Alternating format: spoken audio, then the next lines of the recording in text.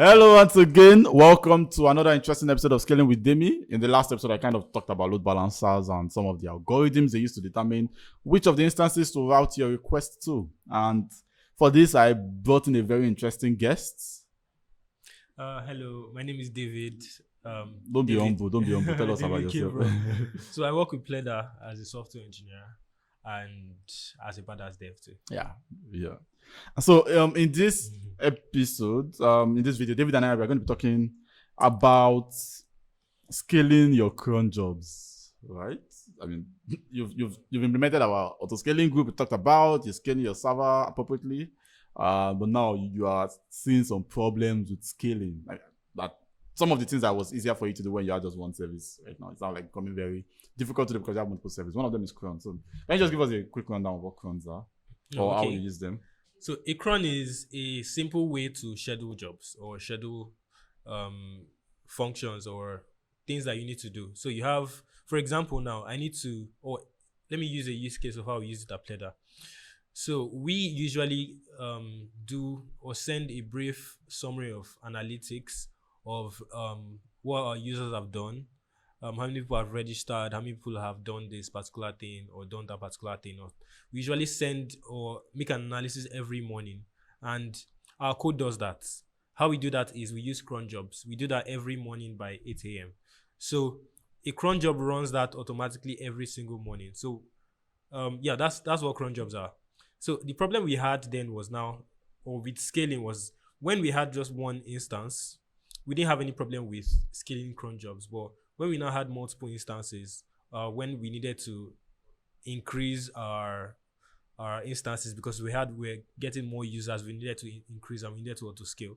So in increasing there, we now started having problems with cron jobs. So it was something like this.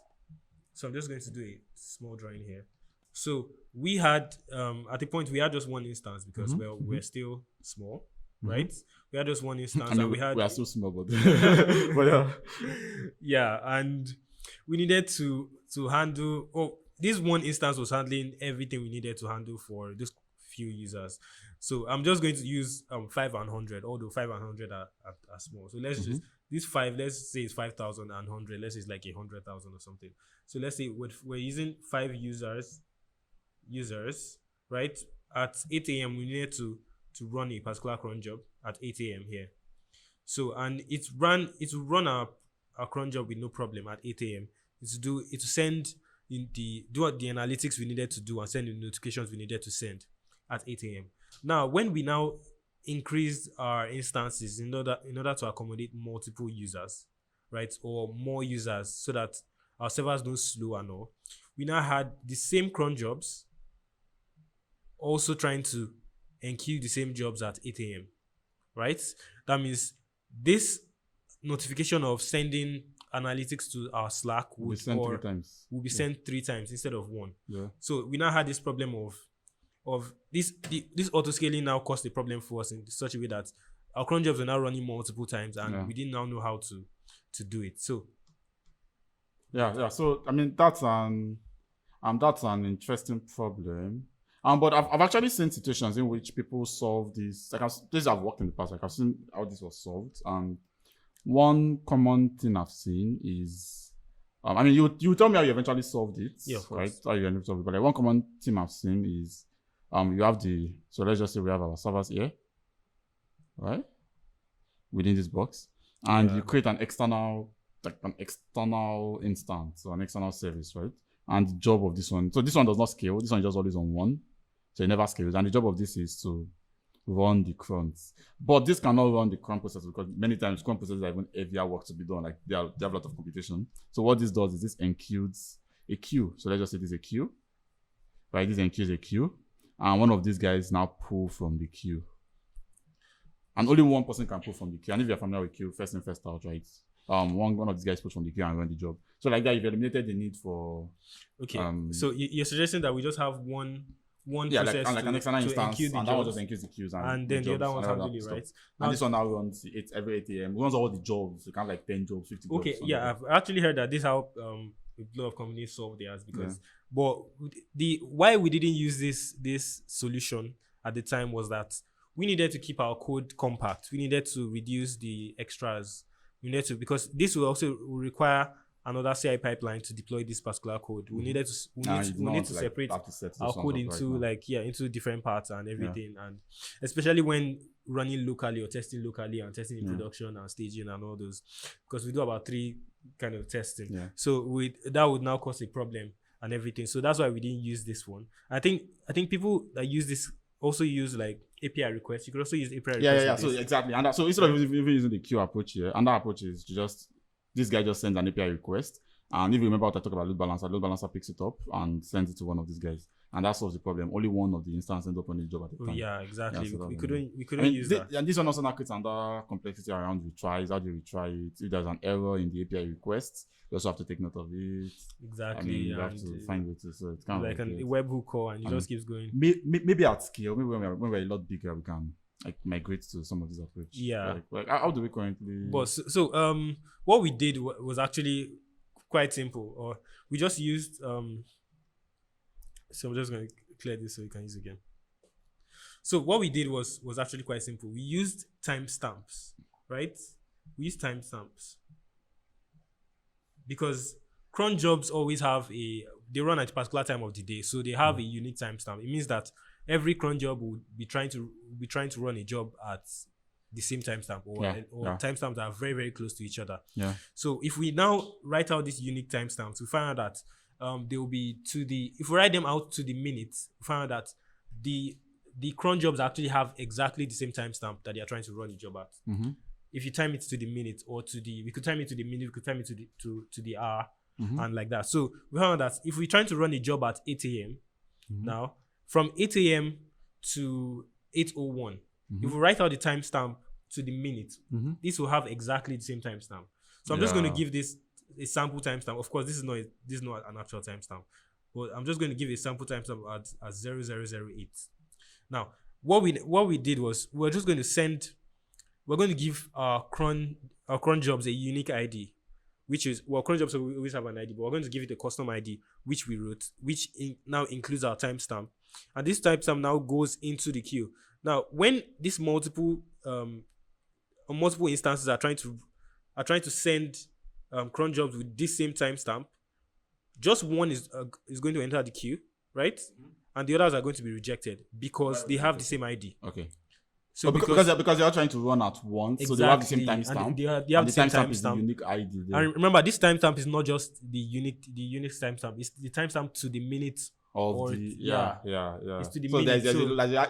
There's a very good likelihood that all of them will be running within the same minute. Exactly. Actually. So that now solves the issue because all those other ones are going to be rejected. But then everyone will be trying to enqueue the queue at the same time. That's a trade-off we just dealt with. Yeah, exactly. But we just know that only one of them will actually enter the queue and the others will be rejected. Yeah. And that's fair for us. That's okay. I mean that's interesting, but I can see how this also creates a new problem, in which. I mean, so you have now this just if you have a single job running across multiple skilled services, so this kind of like works, right? But if you have multiple jobs, so I have a job that sends mail to students, I have a job that sends mails to teacher, I have a job that sends analytics to us. Oh, okay. Right? So if you're using the timestamp as unique ID, what if 2 different jobs that we want to run simultaneously? What if 2 of them actually want to be run? Okay, so we're not just using the timestamp. We gave these jobs a unique ID themselves. For example, a job that I want to send emails to students, and a job that wants to send emails to teachers. We'll give the job that wants to send an email to students a unique ID of, for example, let's say 001. The one that wants to send the emails to teachers, we give the unique ID about 002, right? Okay. Now, what we now do is when we're giving our custom ID, we enqueue this or we join this timestamp and the unique ID, concatenate it together. Yeah. So this now forms a unique string across the right? Jobs. That makes not just the jobs unique, but also the time. Another problem we have. So another problem we have. Yeah, I agree. This actually makes sense. It seems genius, but another problem we have is what if the timestamp is not so accurate, right? I mean, you've gone ahead of this whole scaling. We're not doing. I guess we're not doing that right now, so it's not a problem, and this solves the problem for now. But do you ever see the situation whereby the services, each of the applications are deployed in different regions? So, for example, you have this one in London, this one in US, or you have this whole set in London, and you have the replica of this in US, right? So there might be some time difference between them. So the timestamp for the unique job are going to be different. Okay. Well, the time the universal time is going to be It'll be the different, same. but the timestamp, Will be the same. which Will be is the the same Unix actually. Yeah. timestamp, Yeah, that's true. would actually be the same. Yeah. Whether the region is US, Is it whether the in region epoch is time? UK, or The anything. number Yes, 187 blah blah blah exactly. blah blah. The time would actually be the same, the Unix timestamp. Yeah. So that now, if we're using this, and as long as we're using the same queue, we will still be able to manage or make sure that our cron jobs only run once. Yeah. Makes sense. Yeah. One last thing, I think I remember how so I worked at a fintech company, a popular fintech company in Nigeria, and I think there actually is a similar approach to this. I mean, the application itself was external, but then and that was Sidekick and Ruby on Rails. But the way you solved it, rather than using timestamp, it takes in the class name of that job to be run itself. Oh, okay. Right? We need to generate a Yeah, unique yeah, I think I heard of ID that. for Yeah. this, right? So it takes in the class name, takes in the queue name, that's the queue we are queuing it to. Yeah. Then it takes in the arguments, right? So, and it makes this a key in the Redis server. It hashes this and makes it a key. And makes it a key. Then you also I pass, you guess also it's pass in the actually very time. Yeah, it's to what we're similar to doing. this, Very right? similar to what we're Then, but you also have to now pass in how long you want it to remain in the queue before anyone. It's there's a little bit difference in the but I don't think this will functionality. work with JavaScript or TypeScript, because that's what we use. That's Yeah, stuff we use. yeah. We use TypeScript, then BoolMQ, and Interesting stuff. Well, I think that's a wrap for this. If you have any question, I guess, or a different perspective that I think would work, or if you solved it differently before, just add it to the. let us know.